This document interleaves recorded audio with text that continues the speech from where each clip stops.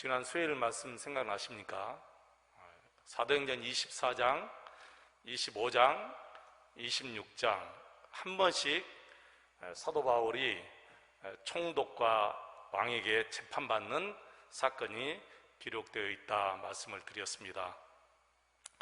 로마 총독부가 있는 가이사라에서 바울이 처음으로 벨릭스 총독의 재판을 받았는데, 이 벨릭스 총독은 바울에게 죄가 없다는 사실을 알면서도 미결로 근황 방치해 두었어요. 그러나 여러분, 이것도 하나님의 섭리 안에 있음을 우리가 분명히 알아야 합니다. 그리고 오늘 벨릭스 총독 후임으로 부임한 이 베스도 총독에게 두 번째 재판을 받게 되는 모습입니다. 첫 번째와 두 번째 사이에는 2년의 간격이 있습니다. 바울은 2년 동안 감옥에 감금되어 있었어요. 재판에 결론이 나지 않고 미결 상태로 2년 동안 감옥에 갇혀 있었습니다. 그러는 사이에 총독이 바뀌죠. 벨릭스 총독에서 이 베스도 총독으로.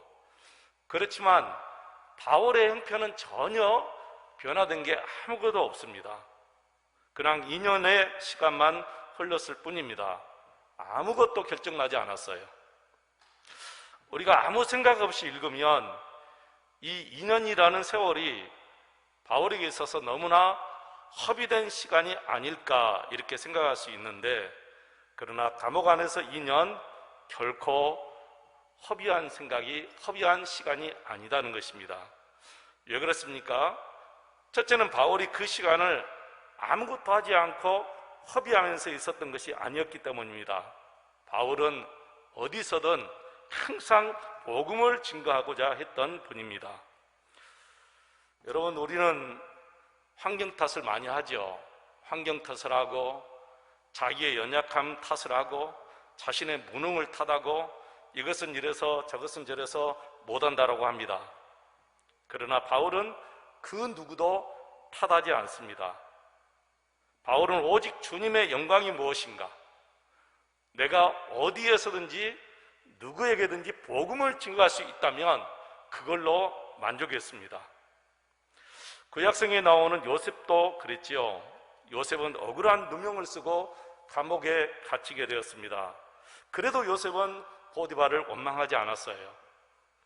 요셉 역시 감옥 안에서 할 수 있는 일이 무엇인가 고민하면서 거기서 할 수 있는 일을 최선을 다해서 했다는 거예요. 여러분, 그래요. 주의 일을 하고 싶은 사람은 일을 찾아서 합니다. 그러나 게으른 사람, 일을 하고 싶지 않은 사람은 항상 핑계만 대고 일을 하지 않습니다.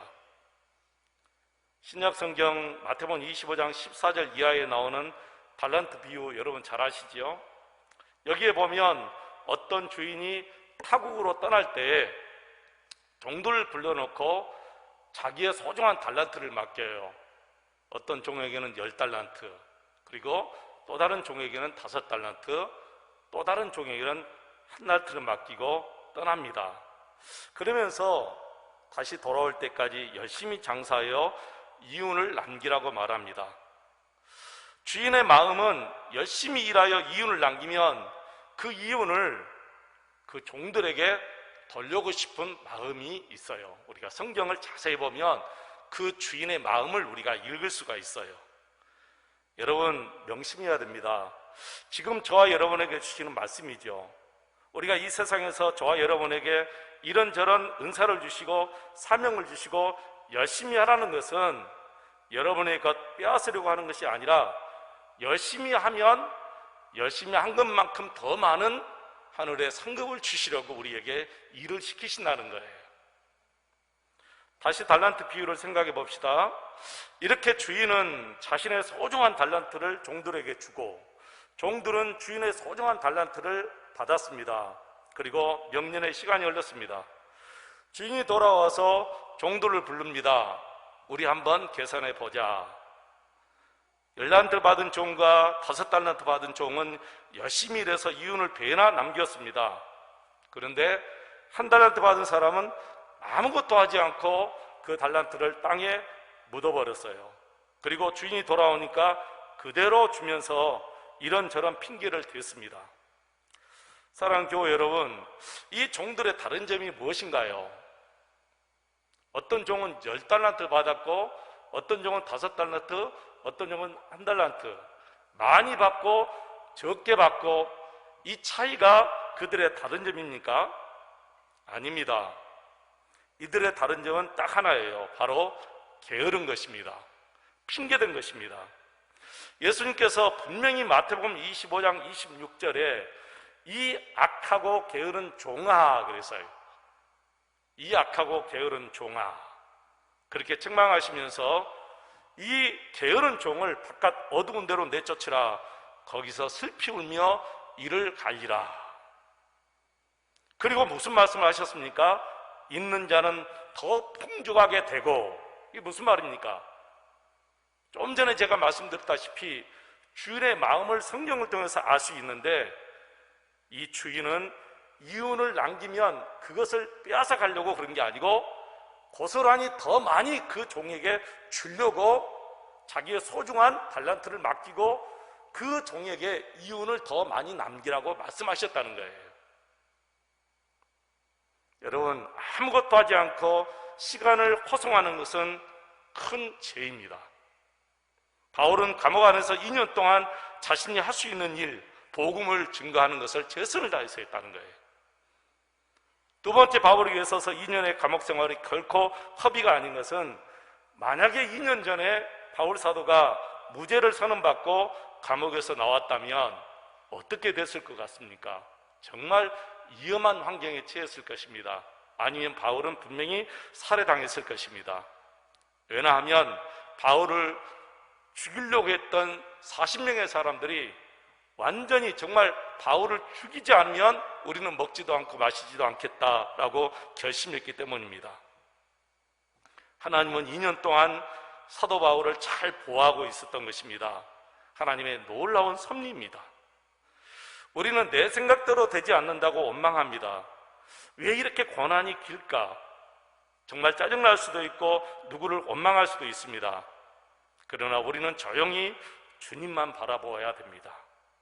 이럴수록 더 주님께 집중하며 살아야 합니다. 모든 것에는 반드시 때가 있는데 하나님의 때에 이루어져야 가장 좋습니다.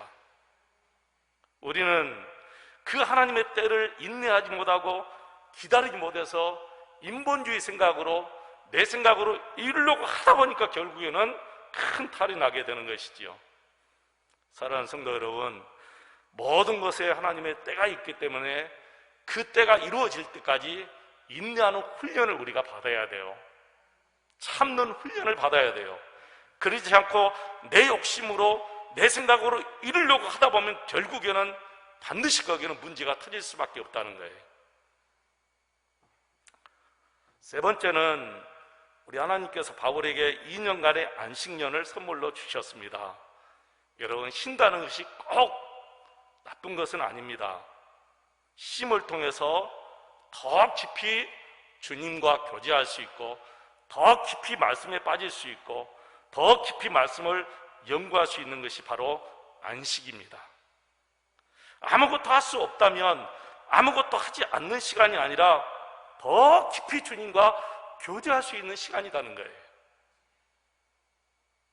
여러분, 잊지 마시기 바랍니다. 어디에서든지 여러분이 할 수 있는 일에 최선을 다해서 우리 주님께 영광 돌리시기를 축원합니다. 여러분은 무엇에 그렇게 분주하십니까? 저는 세상적으로 분주해서 하나님을 떠나서 사는 것보다 차라리 우리 몸이 자유하지 못한다 할지라도 주님과 더 깊은 교회의 시간을 가진다면 바로 그 시간이 더 하나님께 영광 돌리고 우리에게는 복된 시간이 아니겠습니까? 여러분, 깊이 한번 생각해 보시기 바랍니다. 이제 2년의 시간이 흘러 총독 역시 이 벨릭스 총독이 본국 로마로 소환되고 후임으로 이제 베스도 총독이 부임해 왔습니다. 오늘 1절을 보시면 그는 부임한 지 3일 만에 예루살렘으로 방문해요. 왜 베스도 총독은 부임한 지 3일 만에 이렇게 빨리 예루살렘을 방문했을까요? 다른 이유 없습니다. 유대인들의 환심을 사기 위해서 그랬습니다. 그래서 그는 예루살렘을 방문하여 바로 종교 지도자인 대제사장들과 장로들 높은 사람을 만났다고 오늘 본문에 말하죠. 그리고 여기서 대제사장들과 장로들은 이 베스도 총독을 만나자마자 가장 먼저 바울 사도를 고소하면서 예루살렘으로 소환해 줄 것을 부탁해요. 여러분, 베스도 총독이 이 대제사장들과 장로들의 소원을 들어줘야 됩니까? 들어주지 않아야 됩니까? 당연히 들어줘야 맞습니다. 왜 그렇습니까? 베스도 총독이 부임하자 첫 번째 방문이잖아요. 그리고 저들의 첫 번째 부탁. 그러니까 반드시 베스도 총독은 이 대제사장들과 장로들의 요구, 바울 사도를 예루살렘으로 소환해 줄 것, 이거 들어줘야 맞습니다. 그래야 유대인들의 환심도 사고, 그러면 또 관계가 좋아져서 나라가 평안하면, 그러면 로마 가이사 황제에게 또 높은 점수를 받고 더 귀한 자리로 승진할 수 있기 때문입니다. 근데 이상하게 이 베스도 총독은 첫 방문지요, 첫 부탁임에도 불구하고 저들의 청을 거절해요. 정치적으로 계산하면 반드시 들어줘야 맞습니다. 그리고 들어주지 않을 이유가 하나도 없어요. 여러분 한번 생각해 보세요.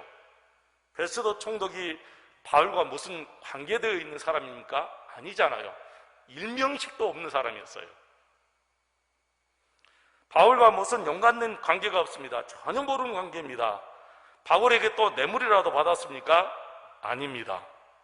아니면 바울을 저들에게 내주지 않을 또 다른 이유가 있나요? 하나도 없어요. 그런데 내주지 않았어요. 오히려 5절에 보니까 이렇게 말합니다. 너희들 중 유력한 자, 아주 똑똑한 자를 선택하여 나와 함께 가이사랴에 가서 바울을 고발하라는 거예요. 저는 이것이 하나님의 섭리라고 확실히 믿습니다. 하나님이 하신 일이다. 그냥 베스도 총독이 내린 결정이 아니다는 거예요. 저는 너무나 놀랐어요. 어떻게 처음 간 것이고 처음의 청탁인데 들어주지 않지요? 바울, 가이사랴에 있는 바울을 예루살렘으로 소환해 주는 것 아무것도 아니잖아요. 근데 베스도가 그걸 거절했어요. 베스도의 제정신이 아닌 거죠. 저는 하나님께서 베스도의 마음을 지켰다고 생각해요. 정말 하나님의 섭리는 놀랍고 너무너무 놀라워요. 왜 그렇습니까? 하나님의 뜻은 바울이 로마를 보아야 하기 때문에 그렇습니다. 그리고 거기에서 복음을 증거해야 되기 때문에 그렇습니다. 그런데 대제사장들과 장로들이 바울을 예루살렘으로 소환하려고 하는 것은 하나의 구실이죠. 바울이 예루살렘으로 오면 오는 길에 매복에 있다가 바울을 살해하려는 음모를 가지고 있었다는 거예요. 어쩌면 사람들이 이렇게 악합니까? 2년의 세월이 흘렀는데도 전혀 변화된 게 없어요. 2년 동안 아직도 바울을 죽이려고 하는 그 생각에서 조금도 흐트러지지 않았어요.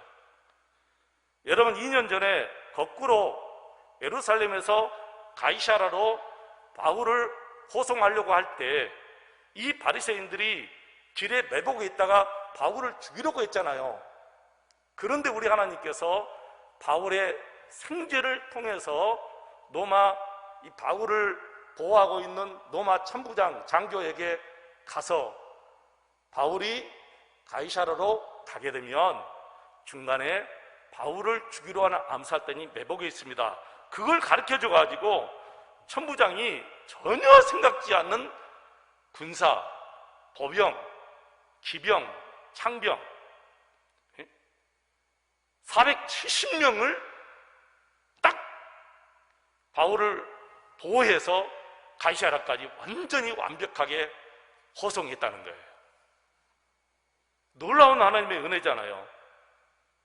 그런데 2년이 지났음에도 저들은 한 가지도 변하지 않고 바울을 죽이려고 하는 그 마음이 그대로 있었다는 거예요. 여러분, 그래요. 사탄은 2년이 아니라 2000년이 지난 지금도 예수 믿는 사람 완전히 삼키려고 얼마나 두루 다니는지 몰라요. 베드로 사도가 사탄의 유혹에 넘어가서 예수님을 부인했습니다. 그 베드로 사도가 사탄의 그 집요한 것을 알기 때문에 베드로전서 5장 8절에 이렇게 기록했죠. 근신하여 깨어라 너희 대적 마귀가. 대적은 너가 죽지 않으면 내가 죽고 내가 죽지 않으면 너가 살고, 그거의 대적이에요.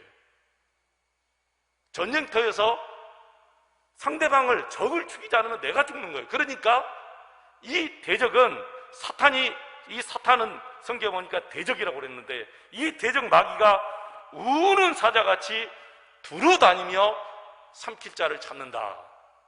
바리새인들은 2년 동안 바울을 죽이려고 했던 그 생각이 변함없이 있었지만, 사탄은 2000년이 지난 지금도 우리 예수 믿는 사람 삼키려고 우는 사자처럼 두루 다닌다는 거예요. 우리가 명심해야 됩니다. 어쩌면 사탄이 하는 짓과 이 바리새인들이 하는 짓이 똑같습니까? 같을 수밖에 없지요. 사탄이 바리새인들을 이용해서 바울을 죽여야만이 로마에 가서 복음이 전파되지 않도록 하게 하는 것, 하나님의 나라가 확장되지 못하도록 마귀가 이 배후에서 바리새인들을 지금 이렇게 사용하고 있다는 거예요. 그때나 지금이나 마귀가 하는 짓이 똑같다는 것입니다. 그때도 그렇고 지금도 마귀는 우리를 넘어뜨리기 위해서 사자처럼 두루 차니며 우리를 유혹합니다. 우리가 정말 이 말씀 그대로 정신 차리고 살아야 됩니다. 날마다 근신하며 살아야 됩니다. 그리고 오늘 아주 중요한 말씀이 있죠. 이 베스도 총독이 가이사랴에 들어와서 바울을 재판하는데, 바리새인들은 여기까지 와서 바울을 고발합니다. 그런데 한 가지도 능히 고발할 것을 찾지 못했다고 7절에 말합니다. 그리고 8절에 보시면 바울이 얼마나 담대하게 말씀합니까?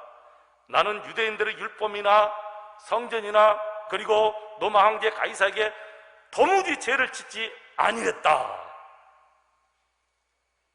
잠언 28장 1절, 악인은 쫓아오는 자가 없어도 뭐하나? 도망하나 의인은 사자같이 담대하느니라.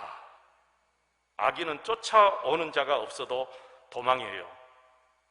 가슴이 벌떡벌떡 뛰어요. 그러나 의인은 사자같이 담대하느니라. 우리가 하나님 앞에서 이렇게 정직하게 살아야 합니다. 우리가 정직하고 바르게 살면 분명 하나님의 선하심이 우리 앞날에 펼쳐집니다. 하나님이 다 해결하시는 거예요. 베스도 총독이 유대인들의 청을 들어주지 않고 돌아와서 가만히 생각해 보니까 그래도 너무 찜찜한 거예요. 유대인들의 환심을 사려고 예루살렘에 방문했는데 뜻하지 않게 대제사장과 장로들이 바울을 예루살렘으로 소환해 줄 것을 부탁했는데 그 부탁을 거절했잖아요. 그러니까 너무 찜찜해가지고 바울에게 묻습니다. 9절에 보면 베스도가 유대인의 마음을 얻고자 하여, 마음을 얻고자 하여 말은 유대인의 환심을 사고자 하여 그 말이죠. 옛날 성경에는 환심을 사고자 하여 그래. 베스도가 유대인의 마음을 얻고자 하여 바울더러 묻되 네가 예루살렘에 올라가서 이 사건에 대해서 내 앞에서 신문을 받았으면 좋겠다. 그런 자기가 거절해 놓고 이 베스도 총독이 예루살렘에 가서 대제사장들과 장로들의 그 부탁, 첫 부탁을 거절해 놓고 돌아와서 이제 제정신 가지고 생각해 보니까 너무너무 찝찝한 거예요. 이러다가는 유대인의 마음을 내가 얻지 못하겠다 생각은. 그래서 바울도 이렇게 말해요. 너가 예루살렘에 가서 이 사건에 대해서 내 앞에서 신문을 받았으면 좋겠다. 여러분, 재판장은 이 피의자에게 죄가 있는지 없는지, 있으면 벌을 주고 없으면 무죄를 선고하면 되잖아요. 근데 벨레스 총독은 재판하면서도 돈을 생각했었잖아요. 근데 오늘 이 베스도 총독은 재판하면서도 유대인들의 환심을 사기 위해서 노력했다는 거예요. 저는 이것이 세상 사람들의 삶의 원리라고 생각합니다. 세상 사람들은 무엇을 하든 딱 두 가지예요. 자리와 돈이에요. 항상 자리와 돈. 벨리스 총독은 돈 때문에 바울을 재판하면서 또 갔다 왔다 계속 그렇게 시켜서요. 돈을 좀 받을까 싶어가지고. 근데 베스도 총독은 자리 때문에 유대인의 환심을 사기 위해서 또 바울에게 무죄를 선고하지 않았다는 것입니다. 우리는 무엇을 생각하면서 살아야 합니까? 우리 삶의 목적은 도대체 무엇입니까, 여러분? 바울은 베스도 총독이 이렇게 부탁할 때 10절, 11절 우리 같이 한번 읽어보겠습니다. 뭐라고 얘기했는지요? 같이 읽습니다. 바울이 이르되 내가 가이사의 재판 자리에 앞에 섰으니 마땅히 거기서 신문을 받을 것이라. 당신도 잘 아시는 바와 같이 내가 유대인들에게 불의를 행한 일이 없나이다. 만일 내가 불의를 행하여 무슨 죽을 죄를 지었으면 죽기를 사양하지 아니할 것이나 만일 이 사람들이 나를 고발하는 것이 다 사실이 아니면 아무도 나를 그들에게 내줄 수 없나이다. 내가 가이사께 상소하노라 한대. 내가 로마 황제 가이사에게 혹은 저들에게 무슨 죄를 지었으면 죽기를 사양하지 않겠습니다. 여러분, 왜 이렇게 바울이 담대하지요? 하나님 앞에서 살기 때문에 그렇습니다. 하나님 앞에서 사는 사람들은 죽음 앞에서도 두렵지가 않아요. 다윗은 언제나 하나님 앞에서 살기 때문에 자기보다 키가 6척장수나 더 되는 골리앗 앞에 나가면서도 그 17살, 18살 그 아이가 전혀 두려움 없이 골리앗 앞에 나간 거예요. 하나님 앞에서 살기 때문에 그래요. 나는 저와 여러분, 우리 자녀들이 하나님 앞에서 매일매일 이렇게 살았으면 좋겠습니다. 아니, 반드시 이렇게 살아야 됩니다. 세상에서 그 누구 앞에서도 이렇게 두렵지 않게 살 수 있는 비결은 딱 하나, 하나님 앞에서 우리가 사는 거예요. 베스도 총독이 고민 끝에 재판의 결론을 내립니다. 네가 가이사에게 재판을 호소했기 때문에 너는 가이사에게 갈지어다. 재판이 종결되었습니다. 이제는 누구도 바울을 재판할 수 없습니다. 오직 로마 황제 가이사 외에는. 왜 베스도가 이런 엄청난 정치적인 부담을 안으면서도 이런 결정을 했는가?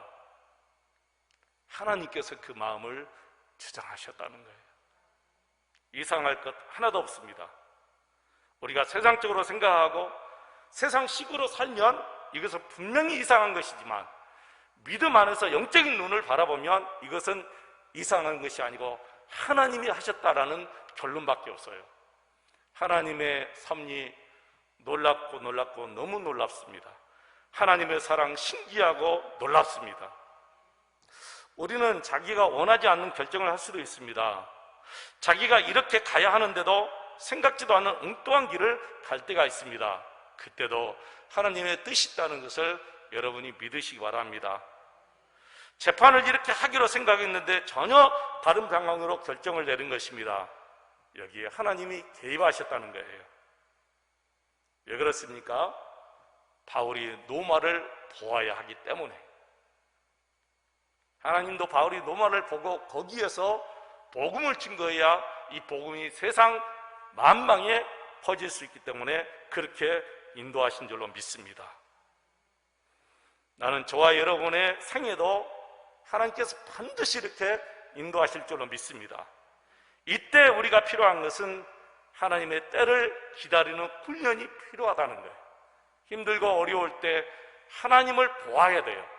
문제에 집중하지 말고 이 모든 것보다 크신, 만물보다 크신 우리 하나님을 바라보고 하나님께 집중할 때 내 생각에는 더디고 또 내 생각에는 참으로 길지만, 고난이 길지만 반드시 하나님의 때에 이루어져야 그게 우리에게 가장 확실한 축복이고 놀라운 하나님의 축복인 줄로 믿습니다.